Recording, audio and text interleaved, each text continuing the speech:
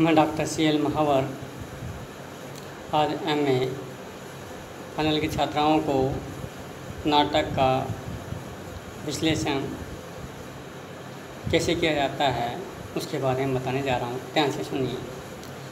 किसी भी नाटक का विश्लेषण नाटक के तत्वों के आधार पर किया जाता है।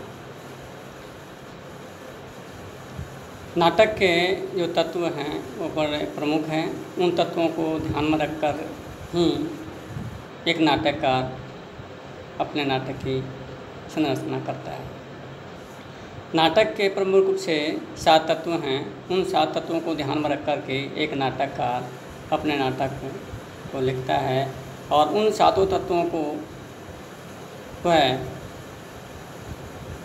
इतने ध्यान में रख कर के अपने मांस पटल पर ध्यान में रख कर के करता है कि जिससे कि वो नाटक मंच पर खेला जा सके। तो उनमें से प्रमुख तत्व है पहला कथानक या कथा वस्तु। एक नाटक होता है, नाटक के अंदर एक कथा होती है, एक कहानी होती है जो शुरू से अंत तक होती है, प्रारंभ से अंत तक। और कहानी में एक संदेश होता है। कहानी छोटी या बड़ी हो सकती है, पर उसका जो समय है करीब 2 या 3 घंटे का है, 2.5-3 घंटे का, वो पूरा लेता है। और कथा संपूर्ण होती है। कथा में बिखराव नहीं होता है। कथा धीरे धीरे आगे बढ़ती है और एक चरम सीमा पर पूर्ण होकर के वापस फिर उतार की तरफ आती है और अंत में जाकर उसका समापन हो जाता है। इस प्रकार से धीरे धीरे कथा का प्रारंभ होकर के और अंत तक कथा किस प्रकार से संपूर्ण होती है, वह एक कथा का संपूर्ण कहानी होती है। कहानी सामाजिक, आर्थिक, राजनीतिक किसी भी प्रकार की हो सकती है, लेकिन उसमें एक मुख्य रूप से कथा होती है, कहानी होती है। कहानी अपनी किसी भी रूप में हो सकती है। नंबर 2, पात्र।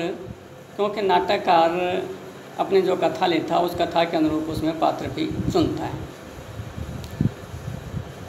मेन रूप से जैसे कहें कि प्रमुख रूप से पात्र ही नाटक को आगे ले जाते हैं, क्योंकि नाटक में पात्र मंच पर आकर के बोलते हैं, कथा को आगे ले जाते हैं, कहानी को गति प्रदान करते हैं।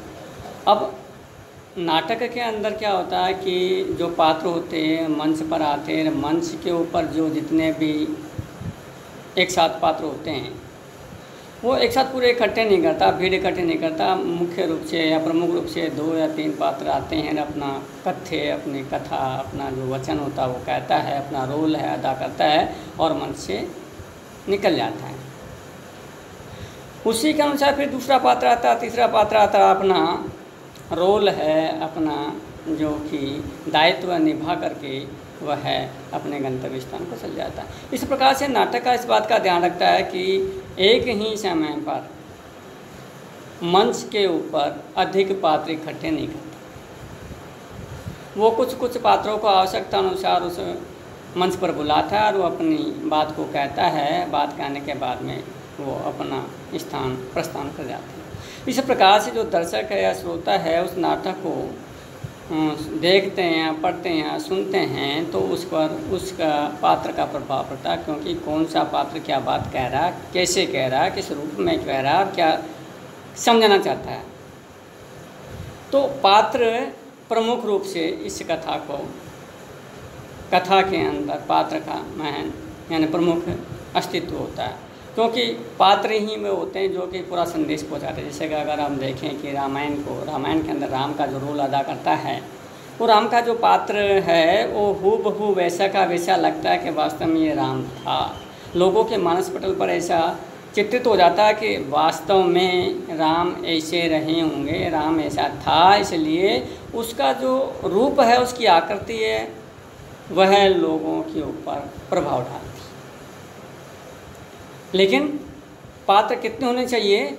आवश्यकता के अनुसार। मंच के ऊपर एक साथ भीड़ इकट्ठी नहीं होनी चाहिए। वह एक सफल नाटककार होता है।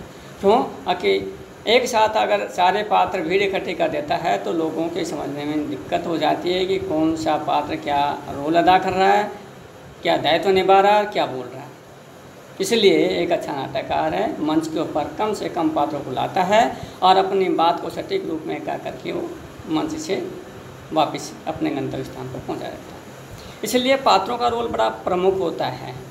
तो पात्र इसमें एक महत्वपूर्ण भूमिका निभाते हैं नाटक के अंदर, संवाद या कथोपकथन। अब क्योंकि कथा जब आगे बढ़ती है तो नाटक के अंदर आपस में एक पात्र दूसरे पात्र से बातें करते हैं। जो बातें करते हैं यानी संवाद करते हैं, उनका जो बात करने का जो तरीका है वो बड़ा सटीक होता है। छोटे छोटे शब्द होते हैं, सटीक होते हैं, चुने हुए होते हैं। भाषा उसकी जिसे गठी हुई होती है, सटीक होती है और सहज, सरल और सटीक भाषा होती है, जो कि लोगों को समझने में दिक्कत नहीं होती है और लोग बाग उस भाषा को सुन कर के एक अच्छा अनुभव करते हैं कि वास्तव में इसने सही बात कही। वाक्य ज़्यादा बड़े नहीं होते, वाक्य छोटे होते हैं पर गठे हुए होते हैं, पात्र के अनुरूप होते हैं और अपनी बात को समझाने में सक्षम होते हैं। ऐसे आपस में वो पात्र बातें करते हैं और ऐसा नहीं है कि दो पात्र या तीन पात्र के साथ बातें ऐसे करते हैं कि लोगों को समझ में नहीं आता। नहीं, एक वक्त में एक ही पात्र अपनी बात को कहता है जिससे कि दूसरा पात्र सुनता रहता है। जब मौका पड़ता है तो दूसरा पात्र अपनी बात को कहता है तो दूसरा पात्र उसको सुनता है। इस प्रकार से यानी एक पात्र एक समय में एक बार बोलता, अगर बीच में उसको बोलना होता है दूसरे पात्र को तो वो उसकी बात को काट करके फिर उसको रोक करके फिर अपनी बात को कहना प्रस्तुत करता है। पर एक समय में एक ही पात्र बोलता है। इससे लोगों के समझ में आता है कि वास्तव में यह पात्र अपनी बात को कैसे समझा रहा है, कैसे कह रहा है और कितनी उचित है, कितनी सही है, यह महत्वपूर्ण स्थान रखती है। इसलिए संवाद नाटक में महत्वपूर्ण होते हैं क्योंकि नाटकों की जो भाषा है, नाटकों के जो कथोपकथन है यानी आपस की बात करने की जो शैली है, संवाद शैली है, बड़ी चुस्त और दुरुस्त होती है। जितनी चुस्त दुरुस्त भाषा होती है, संवाद होते हैं, उतना ही नाटक लोगों के ऊपर प्रभाव डालता है। देशकाल वातावरण, देशकाल वातावरण चौथा नंबर का जो तत्व है, इसमें क्या है कि नाटक के ऊपर वह पीछे बैकग्राउंड के अंदर वो दृश्य दिखाया जाता है जो कि जिस समय ये नाटक लिखा गया था, जिस समय अपना रोल अदा कर रहा था, उस समय का वातावरण वहाँ पर वैसा था। बैकग्राउंड वातावरण दिखा देता है, वैसे हवा, वैसे यानी बाग है, बगीचे हैं या घर है, बाहर है, झोंपड़ी है, किसान है या मजदूर है, जैसा भी है उसका वैसा का वैसा वहाँ पर दिखाना होता है कि वास्तव में यह है उस समय ऐसी परिस्थितियाँ थी, ऐसा वातावरण था। वो वातावरण लोगों के मानस पटल पर प्रभाव डालता है कि ऐसे समय में लोग ऐसे रह रहे थे, ऐसे कार्य कर रहे थे और उससे सबक सीखते हैं कि अगर हम भी ऐसा करेंगे तो हमारे साथ में भी ऐसा होगा। तो वातावरण प्रभाव डालते हैं आसपास। तो नाटककार आपके उस समय के वातावरण को भी ध्यान में रख करके की संरचना करता है कि पीछे मैं बैकग्राउंड में दूंगा तो क्या क्या दूंगा, और वो उस समय अगर पात्र अपनी बात को कह रहा तो क्या बात कह रहा है और कैसी स्थिति में होगा, कहाँ पर होगा, उस चीज़ का भी वो बड़ा ध्यान रखता है और ध्यान रखने के बाद में ही अपनी बात को कहता है। तो देश काल वातावरण है, यह महत्वपूर्ण स्थान अपना रखता है एक नाटक के अंदर। नंबर 5, भाषा शैली। नाटक में भाषा शैली का बड़ा प्रभाव होता है क्योंकि भाषा है वो एक मन की बात को, अपनी संवेदना को दूसरों तक पहुंचाती है। लेकिन पात्र कैसा है, कैसी भाषा बोल रहा है, उस पर निर्भर करता है। एक राजा तो अपने राजा की भाषा में अपनी बात को कहे, उसका बोलने का जो तरीका आगा, उसकी लैंग्वेज, उसकी भाषा उसी रोब में, उसी रुबाब में, उसी शब्दों के माध्यम से। एक दरबारी है तो दरबारी के रूप में अगर वो कोई बोलता है तो उसकी भाषा उस दरबारी के जैसी है। एक किसान या मजदूर है तो उसकी भाषा किसान या मजदूर के जैसी होगी। क्यों? अगर भाषा भावों की अभिव्यक्ति है और भाषा के माध्यम से व्यक्ति की पहचान हो जाती है कि व्यक्ति किस परिस्थिति का रहा होगा या कैसा रहा होगा या कैसा है या कैसा था, क्योंकि भाषा ही वह माध्यम है जिससे कि व्यक्ति की पहचान बता देती है। इसलिए भाषा का बड़ा रोल होता है। और भाषा उस समय की होनी चाहिए जिस समय का जो वातावरण, जो नाटक लिखा गया था उस समय की भाषा, उस व्यक्ति की भाषा जो बोल रहा है, चाहे नौकर की हो, चाहे दरबारी की हो, चाहे राजा की हो, चाहे सरकार की हो, चाहे कोई सरकारी कर्मचारी की हो, चाहे ऑफिस की हो, चाहे घर की हो, चाहे बाहर की हो। तो भाषा अपना महत्वपूर्ण स्थान रखती है। भाषा अपने भावों की अभिव्यक्ति लोगों तक पहुंचाती है। तो महत्वपूर्ण स्थान है भाषा। भाषा सटीक होनी चाहिए, चुस्त होनी चाहिए, दुरुस्त होनी चाहिए और छोटे छोटे शब्दों में होनी चाहिए जिससे कि लोगों के ऊपर प्रभाव पड़े। नंबर 6, उद्देश्य। उद्देश्य एक नाटककार का स्वयं का होता है। नाटककार का खुद का अपना अंतर्मन में कोई बात होती है और लोगों को बात पहुंचाना चाहता है, लोगों को संदेश देना चाहता है। अगर जो मैंने सोचा था, जो मैंने अनुभव करा था, आप वो भी आप वैसा अनुभव करें, वैसा करना सीखें, और थोपता है, ऐसा सोचने को मजबूर कर देता है एक अच्छा नाटककार। क्योंकि नाटक को जो पढ़ते हैं या देखते हैं तो वो मानव यानी देखने वाले या सुनने वाले, पढ़ने वाले के ऊपर ऐसा प्रभाव डाल देता है कि वह वैसा का वैसा महसूस करने लग जाता है कि यह जो नाटककार ने कहा ये बात सही है, मेरे को वैसे करना चाहिए।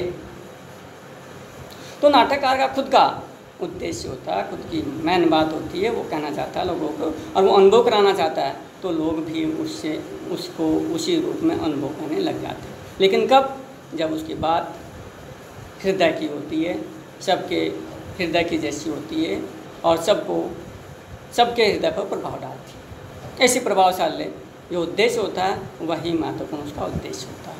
उद्देश्य में क्या होता है? उसका समाज का उद्धार होता है, सामाजिक होता है, व्यक्तिगत नहीं होता है, एक समाज के हित की बात करता है, संपूर्ण समाज की। उसका उद्देश्य किसी व्यक्ति विशेष का नहीं होता बल्कि एक जाति या समाज का उद्देश्य होता है। उसको ध्यान में रख करके एक नाटककार अपना नाटक लिखता है।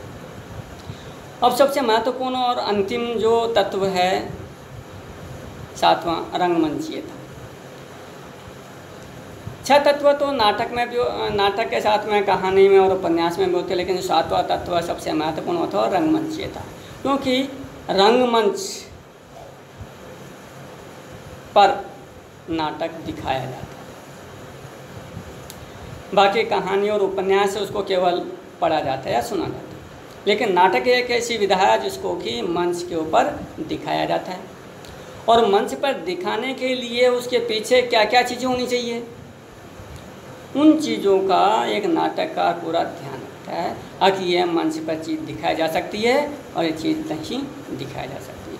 तो मंच का ध्यान रख करके जो नाटककार अपने नाटक को लिखता है वही सफल नाटककार होता है। क्यों? अगर नाटक में अंक होते हैं और अंकों में कई दृश्य होते हैं, तो उन दृश्यों के माध्यम से, उन अंकों के माध्यम से पीछे का बैकग्राउंड बार बार चेंज होता है, बदलता रहता है। तो उन चीज़ों को भी ध्यान रखना पड़ता है नाटक को, आखिर इस दृश्य में मैं क्या क्या दिखाऊंगा और मंच पर क्या क्या चीज़ें होगी, इतना वहाँ पर बदलाव एक साथ में होगा कि नहीं होगा, कैसे लोगों को मैनेज कर पाएगा, कैसे उस स्थान को यहाँ पर ये मैनेज करेगा, कैसे दिखाया जाएगा, उन चीज़ों को ध्यान में रख करके नाटककार अपना नाटक लिखता है। तो महत्वपूर्ण जो स्थान है नाटक में वो रंगमंच। तो एक नाटककार, एक अच्छा सफल नाटककार क्या करता है, उस रंगमंच को ध्यान में रख करके अपने नाटक की संरचना करता है। क्यों? अगर नाटक को मंच पर दिखाया जाता है, लोग बाग मंच के ऊपर नाटक को देखते हैं और देख करके वो अनुभव करते हैं, महसूस करते हैं कि वास्तव में नाटक एक अच्छा लिखा है। अगर एक सफल नाटककार है तो लोग बाग जो नाटक को देखते हैं बड़ा अभिभूत होकर कहते हैं कि वाह क्या नाटक लिखा है, और एक अच्छा मंझा हुआ नाटककार नहीं है, उस नाटक विषय लिख दिया, रंगमंच को ध्यान में रख करके नाटक नहीं लिखा, तो लोग बाग कहते हैं कि क्या नाटक लिखा, मज़ा नहीं आया। इसलिए एक सफल नाटककार अपने मंच का पूरा ध्यान रखता है, मंच पर किन किन चीज़ों का आना जाना रहना, क्या रखना क्या नहीं रखना, उन सब चीज़ों को ध्यान में रख करके अपनी कथा को चुनता है और कथा के आधार पर वो पीछे मंच पर क्या क्या चीज़ें लेके आता है, अपनी कहानी को उसी रूप में लिखता है। और इसी प्रकार से जो नाटककार एक सफल नाटककार होता है वो रंगमंच को ध्यान में रखता है और उसको ध्यान में रखने के बाद में अपनी कथा की संपूर्णता को प्रदान करता है।